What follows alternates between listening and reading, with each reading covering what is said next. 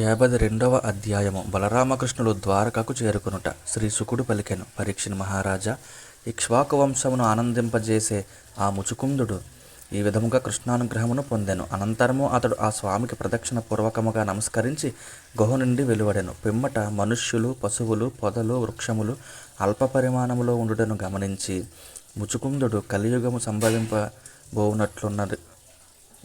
సంభవిస్తున్నట్లుగా తలంచి తపశ్చర్య నిమిత్తమై ఉత్తర దిశకు వెళ్ళిపోయెను. జితేంద్రియుడైన ముచుకుందుడు శారీరక విషయముల యందు నిరాసక్తుడై ఎట్టి సంశయములను లేనివాడై శ్రీకృష్ణ పరమాత్ముని యందే తన మనస్సును లగ్నమునర్చెను. పిమ్మట అతడు తపశ్చర్య నిరతితో గంధమాదన పర్వతమునకు చేరెను. అతడు ఆ పర్వత సమీపమున బదరికాశ్రమమునందు ప్రవేశించెను. అది నరనారాయణ మహర్షులకు నిలయము. శీతోష్ణాది ద్వంద్వములను సహించుచు అతడు ప్రశాంత మనస్కుడై శ్రీహరిని గూర్చి తపస్సు అనర్చెను. అనంతరము కృష్ణ భగవానుడు మధురాపురమునకు తిరిగి వచ్చెను. అప్పుడు ఆ నగరము కాలయవనుని సేనలచే ఆవృతమై ఉండెను. మహాత్ముడైన శ్రీకృష్ణుడు ఆ మ్లేచ్ఛ సైన్యులను అన్నింటినీ హతమార్చి వాటికి సంబంధించిన ధనమును ద్వారకాపురమునకు చేర్చెను. శ్రీకృష్ణుని ఆజ్ఞానుసారము ఎడ్ల బండ్లపై మనుష్యుల ద్వారా ఆ ధనము ద్వారకకు చేర్చబడుచుండగా జరాసంధుడు 23 అక్షౌహిణుల సైన్యములతో మరల 18వసారి వారిపై విరుచుకొని పడెను. రాజా, అంతట బలరామకృష్ణులు జరాసంధుని సైన్యముల యొక్క వేగమును ఉద్రేకములను గమనించి సామాన్య మానవుల వలె భయపడుచున్న వారి వలె త్వరగా పారిపోయిరి. వారు ధీరులే అయినప్పటికీ భీరువుల వలె భయమును నటించుచు తమ వెంటనున్న యవనుల ధనములను వదిలివేసి సుకుమారములైన తమ పాదములతో పెక్కు యోజనముల దూరము పరుగులు తీసిరి. మిగుల బలశాలి అయిన జరాసంధుడు పారిపోవచ్చున్న బలరామకృష్ణులను చూచి నవ్వుకొనుచు తన రథాది బలములతో వారిని వెంటాడసాగాను. ఆ మహాత్ముల యొక్క శక్తి సామర్థ్యములను అతడు ఎరుగడు కదా.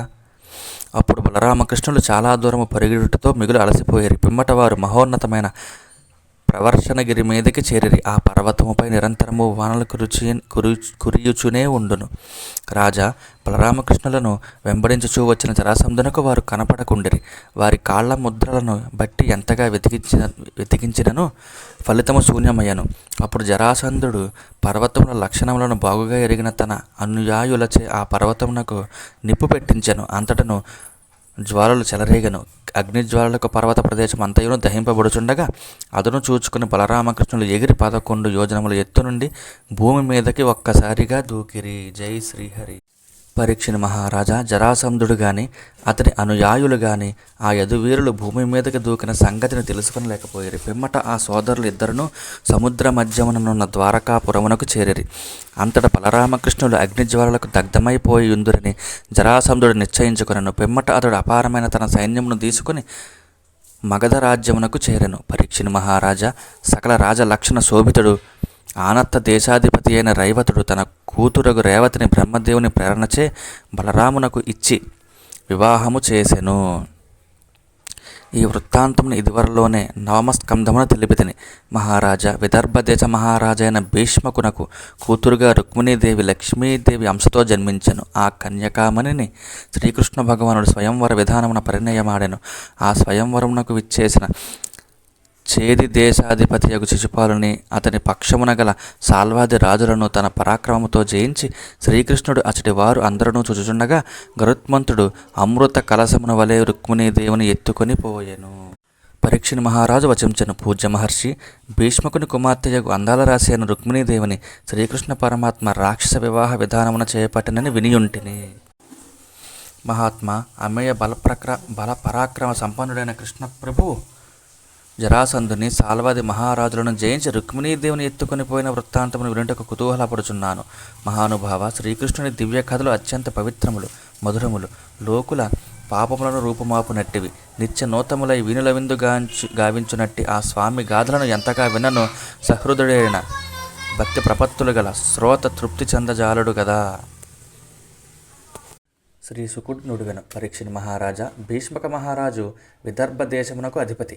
ఆ మహాత్మునకు 5 కుమారులను 1 కుమార్తెయు కలిగిరి. ఆ కన్యకాముని సర్వాంగ సుందరి.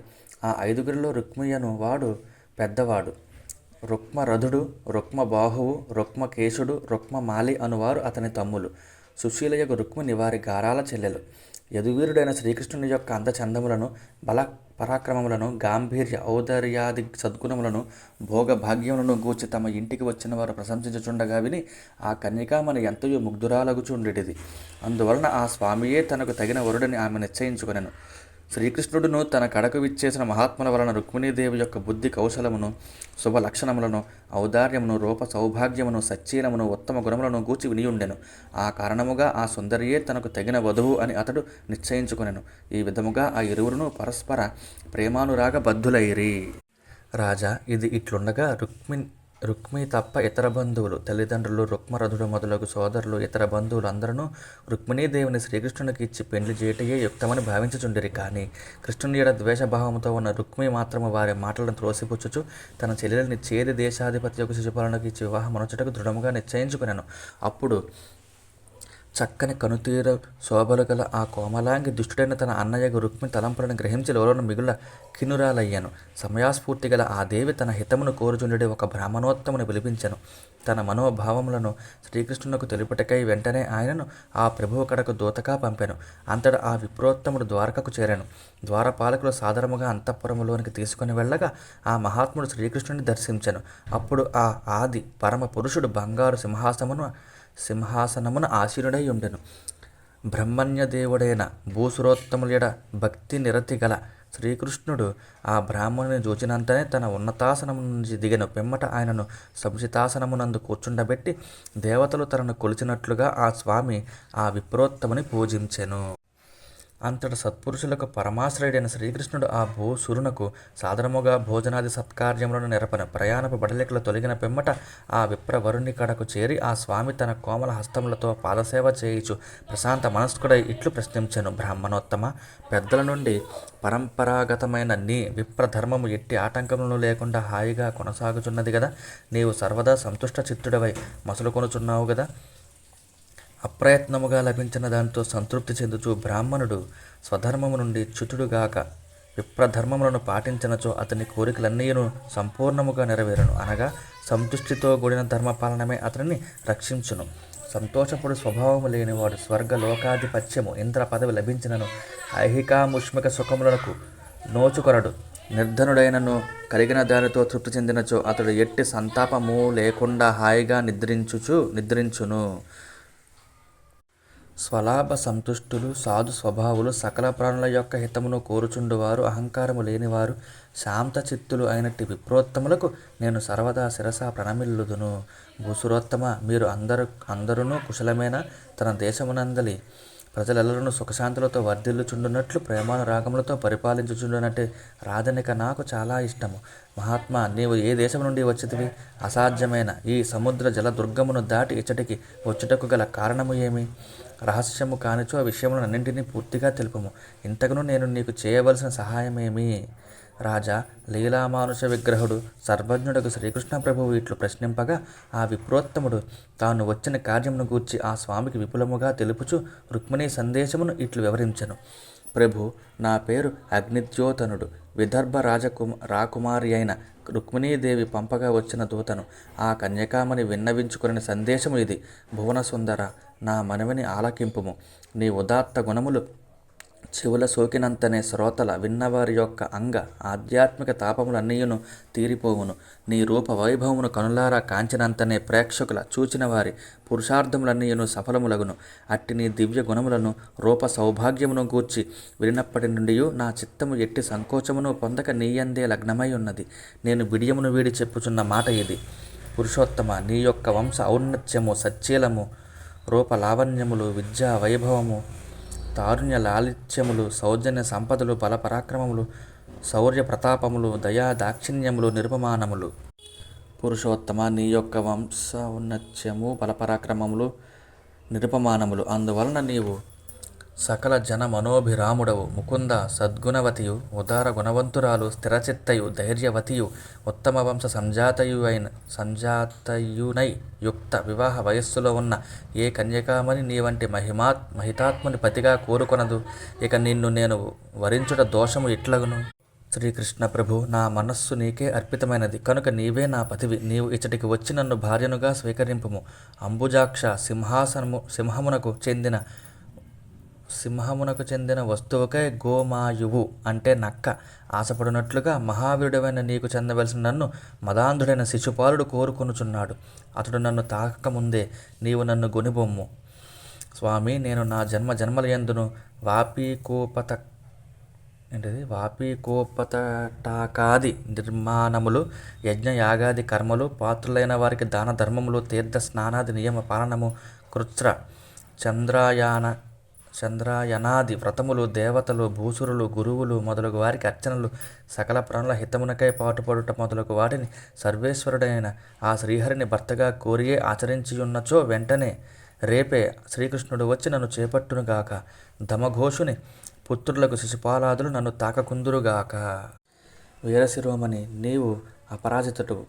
రేపు వివాహ ముహూర్తనముకు ఒక దినము ముందుగానే నీవు ససైన్యముగా సేనాధిపతులతో కూడి రహస్యముగా విదర్భ దేశమునకు విచ్చేయము. నీ పరాక్రమముతో శిశుపాల జరాసంధుల బలములను కకావికలమనర్చి పరాక్రమమునే కట్నముగా చెల్లించి రాక్షస వివాహ పద్ధతిలో నన్ను పరిణయమాడుము. రుక్మిణి, నీవు మహాసౌధము లోపల ఎక్కడనో ఉందువు గదా, అట్టి స్థితిలో నిన్ను తీసుకుని వచ్చట సాధ్యమా?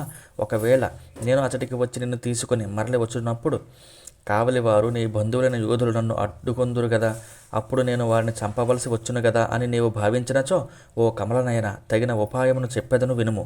వివాహమునకు ముందటి దినమున కులదేవత యాత్ర చేయుట మా వంశాచారము.